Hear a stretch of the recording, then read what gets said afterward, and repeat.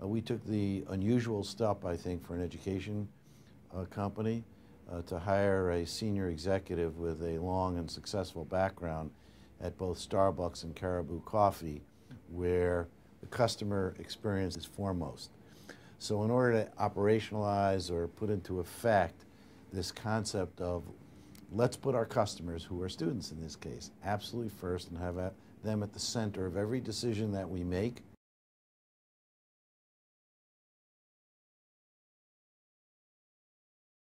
The amount of oversight that has come from Washington in the past several years has intensified. They're looking at things in new ways and establishing new bars. We have to look at certain courses that we offer, certain degrees that we offer, certificates of completion that we offer, and determine whether we can continue to offer those despite what the demand may be in the marketplace. Because we would be penalized if we offered programs that people are asking for in the marketplace but don't meet the government criteria. There are a variety of disruptive things that could happen, and like any well-organized and well-operated company, we try to game plan for those possibilities. And certainly a sudden, more intense change in the regulatory landscape could be disruptive, and I think that's the most likely one.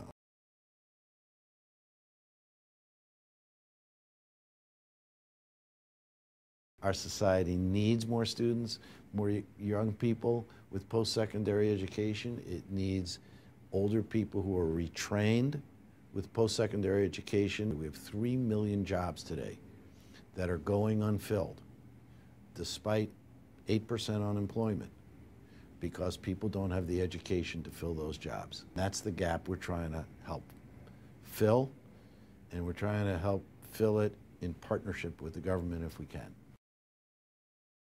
I'd like us to do some things that are disruptive to the rest of our sector in a couple of areas, not the least of which is some technological breakthroughs that we're hoping to make in the next year or two in terms of making learning more efficient.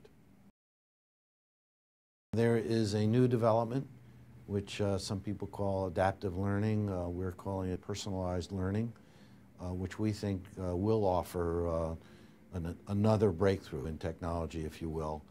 And we're hoping to be in the vanguard of that.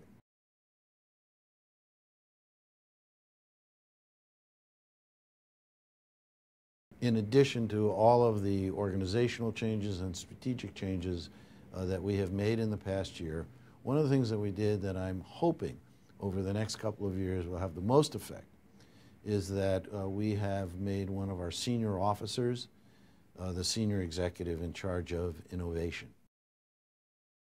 I don't think that organizations that are slow to adjust, and I don't think organizations that are reactive organizations are going to thrive in the years ahead. So we are going to invest time and resources and attention in how to become a more innovative organization and to do it quickly. We've begun to see some signs of that as both our very senior management team and our high-level, next-level down management team have become more open to and more embracing of change. And we think that's going to make a big difference. We have learned that if we don't make a few mistakes here and there, we're not taking enough chances, we're not being creative enough, we're not being innovative enough. We'll take an idea and rather than try to say it wasn't invented here or to beat holes in it or shoot holes in it, that we will try to find a way to say, how could that work for us? So it is very much a change of attitude by people throughout the organization.